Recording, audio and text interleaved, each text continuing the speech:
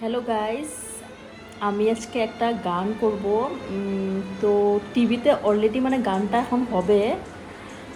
তো আমি ভাবছি যে তোমাদেরকে একটু শোনাবো। ফার্স্ট টাইম আমি একটু গাবো মানে, হ্যাঁ। তো যদি তোমাদের ভালো লাগে তো লাইক সাবস্ক্রাইবটা করে দিও। হচ্ছে, এখন হচ্ছে।